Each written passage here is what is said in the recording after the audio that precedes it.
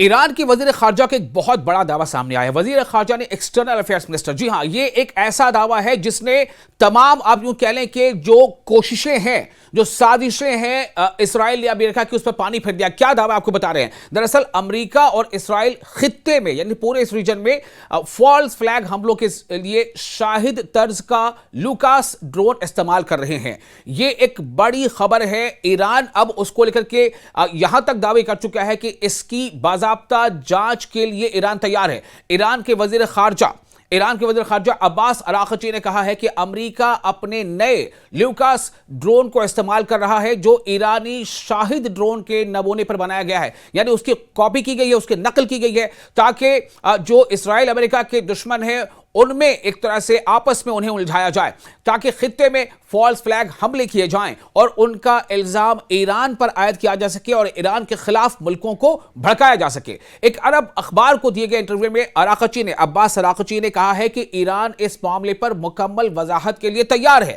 ان کے مطابق تہران اس بات پر آمادہ ہے کہ خطے کے پورے اس ریجن کے ملکوں کے ساتھ مل کر مشترکہ تحقیقاتی کمیٹی یعنی جوائنٹ انویسٹیگیشن کمیٹی قائم کی جائے، تاکہ یہ معلوم کیا جا سکے کہ جن مقامات پر حملے ہوئے وہ واقعی امریکی اہداف تھے یا نہیں، امریکی انٹرسٹ تھے یا نہیں۔ یہ اہم بات ہے۔ اراغچی نے جو ایران کے ایکسٹرنل افیئرز منسٹر ہیں عباس اراغچی، انہوں نے آگے یہ کہا ہے کہ ایران کو ایسی معلومات موصول ہوئی ہیں جن کے مطابق امریکہ اور اسرائیل مخصوص مقامات سے یعنی خاص لوکیشن سے عرب ملکوں کی طرف حملے کر رہے ہیں۔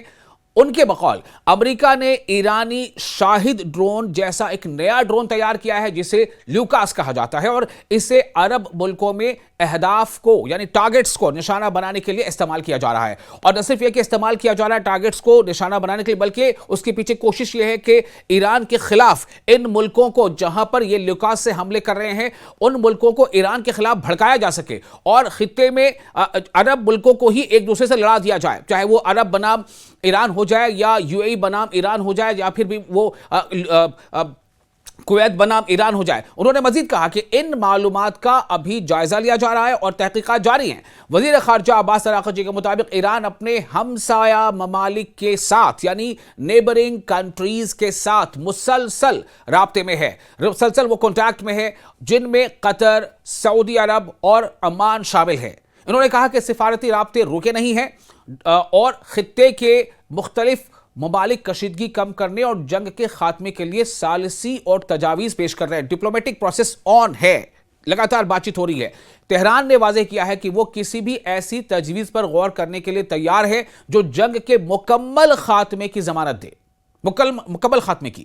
اراغچی کے یہ بیانات ایسے وقت میں سامنے آئے ہیں جب چند گھنٹے قبل ایرانی فوج کے خاتم الانبیاء ہیڈ کوارٹر، یہ ہیڈ کوارٹر کا نام یاد رکھیے، خاتم الانبیاء ہیڈ کوارٹر نے بھی ایک بیان جاری کرتے ہوئے خبردار کیا تھا کہ واشنگٹن لیوکاس ڈرون کو استعمال کر کے فالس فلیگ حملے انجام دے سکتا ہے۔ پہلی آگاہی دی گئی تھی۔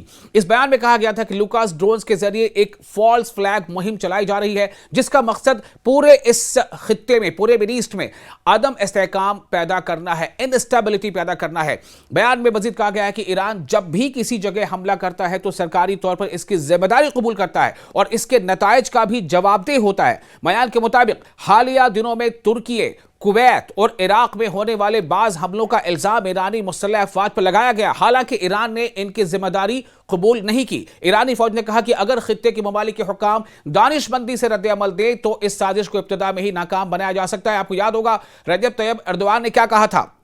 انہوں نے کہا تھا کہ ہمیں بخوبی پتا ہے، ہمیں اچھے سے پتا ہے کہ ہمارا دوست کون ہے اور ہمارا دشمن کون ہے۔ دشمن لاکھ کوشش کر لے ہمیں آپس میں الجھانے کی، لیکن اس بار وہ اپنی کوششوں میں ناکام رہے گا۔